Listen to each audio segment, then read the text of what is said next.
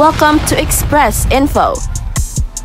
Do you want to have these exclusive Puma Rise Nitro basketball shoes? Because once we reach 200k subscribers, we will be having this giveaway. Just comment to win. Shoes are promoted by Kai Sotto himself. Just like this video, and most importantly, comment anything positive about Kai Sotto. It's easy. Commenting is the key to win. Share your positive comments about Kai Sotto. Do it now na. Win the prize. Stay tuned for more updates. We all know na masakit ang likod ni Kai Sotto at yan ang dahilan kung bakit hindi siya nakasama sa practice ng Gilas leading into the FIBA World Cup. Buong akala natin na fully healed na ang injury ni Kai Sotto. Pero laking gulat ng lahat na merong lumabas na mga reports na hanggang sa ngayon ay masakit pa rin ang likod ni Kai Sotto sa Japan B-League. At tukoy na ang kanyang injury at ito ay isang case ng lumbar disc hernia. Ang magandang balita ay 90% ng mga taong merong ganitong sakit ay nakaka-recover naman or they feel better after a month with medical treatment. Sana nga lang ay hindi serious ang problema sa likod ni Kai Sotto at sa konting pahinga lang, proper exercise and medical care ay it is expected na gagaling rin siya. Pero ito ang nakakabilib. Hanggang ngayon pala ay meron pang nararamdaman si Kai Sotto. Pero sa last game against China ni Kai Sotto sa FIBA World Cup ay todo na ang kanyang aggressiveness. Grabe ang pinakitang puso ni Kai Sotto sa FIBA World Cup. Makatulong lang sa team kahit meron pa siyang iniindang injury sa kanyang likod. Kaya sa mga talangka at bashes dyan ni Kai Sotto, ay baka ito na ang time na purihin nyo ang sacrifice ni Kai Sotto just to play for flag and country. It's like a miracle. Nakasabay si Kai Sotto sa mga magagaling na players ng buong mundo kahit meron siyang iniindang sakit sa kanyang likod. That is commendable. And for that, maraming salamat Kai Sotto and get well soon. Sa Asian Games ay lumipad na ang Gilas Pilipinas patungong China para sa 19 Asian Games ngayong araw at noontime. Hindi nakasama sina Calvin Abueva, Terence Romeo, Mau Tautua, and Jason Perkins dahil hindi natin nakikita sa mga pinalabas na pictures ng SBP ang apat na players. Hindi rin natin nakita si RR Pugoy and we saw Marshall Lassiter at kasama rin si L.A. Tenorio but not as a player but as an assistant coach. Marami ang nagtatanong kung bakit ngayon lang nagtungo ang Gilas sa China at hindi sila nakasama sa magarbong Asian Games opening ceremony. Well, sa September 26 pa kasi ang kanilang unang laro. Samantala, kilalanin natin ang mga bayani ng Gilas Youth na patungo sa World Cup. Naghihintay ang kasaysayan para sa Gilas Under 16, ang mga kabataan na pag-asa ng kinabukasan. Nakuha ng Gilas Youth Under 16 boys ang huling pagkakataon na makapasok sa 2024 FIBA Under 17 Basketball World Cup sa pamamagitan ng makulay na 64-59 na panalo laban sa Japan.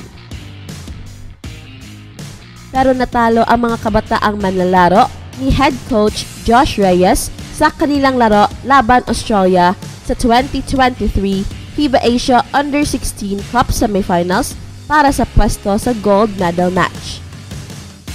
Mula sa mga homegrown talent hanggang sa mga foreign-based players, kilalanin natin ang mga batang manlalaro na nagtala ng kanilang mga pangalan sa kasaysayan ng Gilas at magdadala ng kanilang marka sa pandaigdigang entablado.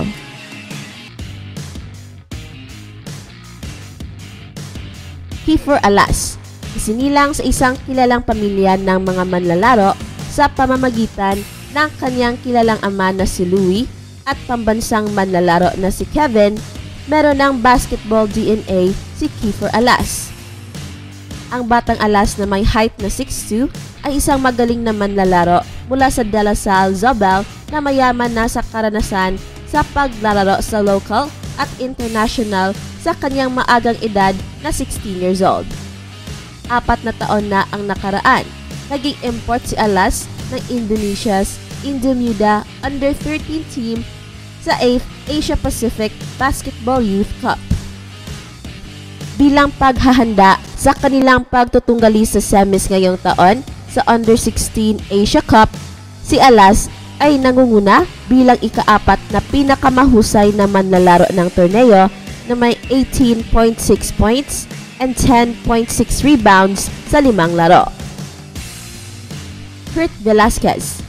Ang kahusayan sa pag-atake sa mataas na antas ay isang malakas na aspeto sa laro ni Kurt Velasquez sa Asian Tournament ng Gilas Under-16. Ang manlalarong ito mula sa University of Santo Tomas ay isa sa 4 na manlalaro na below 6 feet. May taas lamang siya na 5'11", pero ang kanyang presensya ay lubos na mahalaga para sa Batang Gilas. Nakapagtala si Velasquez ng mga double-digit points sa 4 sa kanilang 5 laro sa Under-17 Asia Cup na naging ikalawang nangungunang scorer ng koponan kasunod ni Alas na may average na 11.6 points. Joaquin Lodovice. Isa sa mga pangunahing bituin sa tagumpay ng Gilas Under-16 ay si Joaquin Lodovice, ang ikatlong nangungunang scorer ng koponan na may 11.2 points sa kanilang unang 5 laro. Maaaring siya ang pinakamaliit sa kasalukuyang Gilas Under-16 squad na may taas na 5'9" lamang. Pero walang kupas ang performance ng 16 years old na manlalaro mula sa UST, who is also the team's oldest by just 9 days, has been nothing short of sensational as exemplified by his fast-paced on-court exploits. Nagpakitang gila si Joaquin Lodovice sa laro kontra Korea kung saan nagtala siya ng 25 points. Naging daan ito para makapasok ang Batang Gilas sa quarterfinals at tapusin ang Korean curse, ang sumpang palaging natatalo ang Pilipinas laban sa Korea sa mga youth level tournaments. Bon Daha. Si Bon Daha, ang Davaoenyong player, ay isa sa mga pinakamahusay na homegrown star ng Gilas Youth na nagdingning sa kasaysayan ng koponan sa Asian Tournament. Sa kanyang taas na 6'4", ang basketball experience ni Daha ay naitatag mula sa kanyang hometown ng Davao kung saan siya nag-aaral sa Rizal Memorial Colleges at naglaro sa FIBA 3x3 tournaments noong 2022 sa Davao Bulldogs.